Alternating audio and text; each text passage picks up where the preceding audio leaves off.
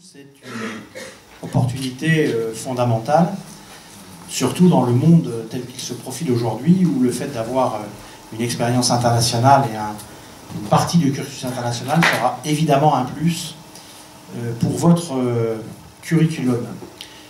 Mais le curriculum, ce n'est que la photo, l'expression du fait que vous êtes parti à l'étranger. Ce qui est important, c'est ce que vous allez en tirer, c'est-à-dire ce que vous allez en faire. Et ça dépend que de vous. Ça dépend un peu évidemment de l'université d'accueil, mais ça dépend aussi de vous. Ce qui est important, c'est de se dire que vous allez partir dans ces pays-là et qu'à un moment donné, vous allez laisser votre empreinte. Et on insiste beaucoup sur ces valeurs-là au niveau de l'université catholique, puisque partout où vous allez passer, vous ne serez pas étudiant ou étudiante, je ne sais pas, de l'ICAM, des CHEI, des STC, de tel cœur facultaire, vous serez avant tout des Français, voire avant tout des Européens. Donc il faut bien repositionner ça dans ce cadre. Vous serez des Européens. Parce que quand vous rentrez d'Australie, si j'ai bien compris, et non, vous c'est d'Australie, quand on est à l'autre bout de la planète et qu'on dit tu viens d'où, je viens de France, bon, généralement les gens savent à peu près où c'est. Pas tous, néanmoins, d'accord? Donc vous venez d'Europe, puis après d'Europe, vous venez de France.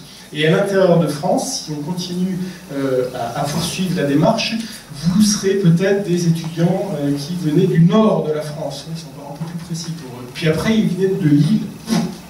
Vous imaginez quand on est à Brisbane, ou je ne sais pas où, je prends votre exemple du coup, quand on dit je viens de Lille, ah super, très bien, c'est où, c'est quoi, d'accord? Donc vous allez laisser votre empreinte et vous allez aussi véhiculer un certain nombre de valeurs. La deuxième chose que je voulais indiquer, c'est que lorsque vous êtes à l'étranger, vous êtes quelque part les ambassadeurs de notre université. Et donc votre comportement laisse des traces sur la suite, en bien ou en moins bien. C'est-à-dire que vous portez la responsabilité de la réputation de notre université dans les universités où vous allez. Ensuite, ce qui est génial, c'est que vous pouvez prendre des cours assez différents. Moi, dans mon école, en tout cas, mais je pense qu'ici aussi, on a des parcours, donc on a des matières imposées. Là-bas, moi, j'ai pris des matières qui n'avaient rien à voir les unes avec les autres. Et surtout, prenez des matières que vous pourriez jamais faire. Parce que, moi, je sais pas, j'ai pris de la musique, des choses comme ça. J'avais vraiment envie d'en faire. Et voilà, et là, c'était local. Mais il y a plein d'autres... Genre, moi, j'ai pris de l'arabe aussi. Et même un cours de com, parce que je fais de la com. Enfin, voilà. Donc, éclatez-vous à ce niveau-là. En fait, j'avais moins de cours, mais plus d'heures par cours. En fait, ils vont plus au fond des choses, c'était plus approfondi pour chaque cours. En tout cas, en comparaison avec ce que je peux faire à l'ESSEC. C'est vrai que le défi académique, comme l'a dit Alice, vous arrivez ici, ils ont une autre façon de travailler. Donc vous avez, dès le début de l'année, vous rentrez en classe et tout, ils vous donnent un pavé de, je sais pas, une dizaine de feuilles en vous expliquant, ils ont un calendrier exact de ce qu'ils vont faire, les lectures qu'il faut que vous ayez fait avant d'arriver en cours. Au début, c'est un temps d'adaptation, bien se rendre compte ce que le professeur veut, etc., lui parler. C'est très facile d'aller voir un professeur aux États-Unis. Et je suis arrivée là-bas, je me suis rendu compte que 15 de moyenne en espagnol ici, ça veut rien dire en Espagne. Je suis arrivée, j'étais complètement larguée. C'était pas possible. Pendant 2 bonnes semaines, je galérais. Alors, je mettais les verbes à l'infinitif, quand c'était au futur, je faisais comme ça, quand c'était au passé, je faisais comme ça. C'était drôle pour les autres, un petit peu frustrant pour toi, mais on s'y fait. Hein. Et je te dis, au bout de 2 semaines, ça va quand même... tu t'habitues et tu t'adaptes en fait assez vite. Pour se loger, donc vous avez le choix des résidences universitaires. Si vous partez à Edmonton, là où j'étais, ce sera Shaker Hall.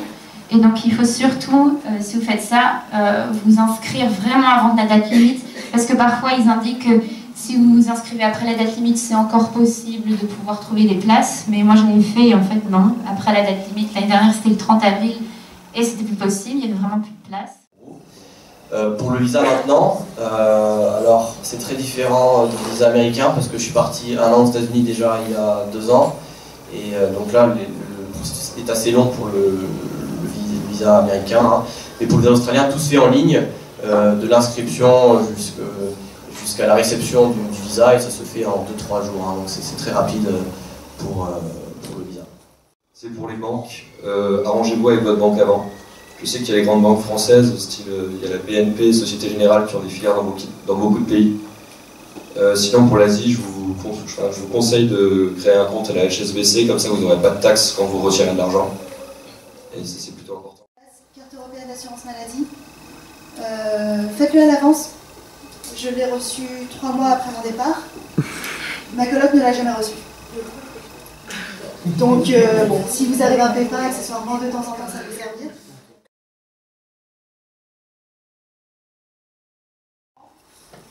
Premier conseil que je peux vous donner, c'est en tant qu'Erasmus, si vous avez une énorme communauté de Français, surtout en Angleterre, même autres qu'Erasmus, qui sont là pour faire leurs études à l'étranger, c'est inviter les Français.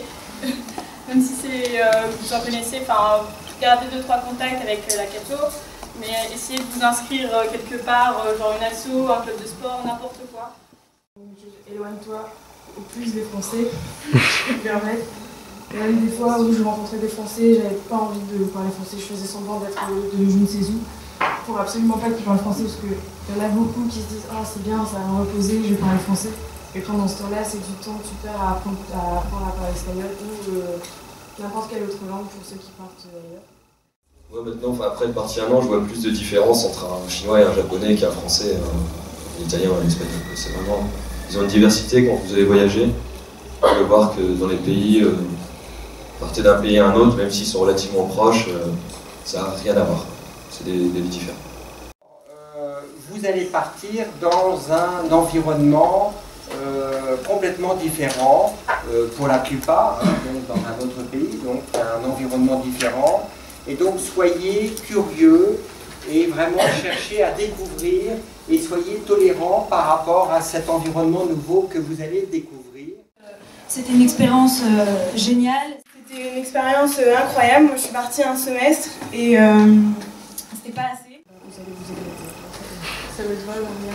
Profitez, c'est une expérience de fou, vivez tout à fond. Voilà, en tout cas, amusez-vous bien et pas trop d'excès. Et voilà. Vous avez de la chance de partir, parce que je vous ferai tout pour retourner.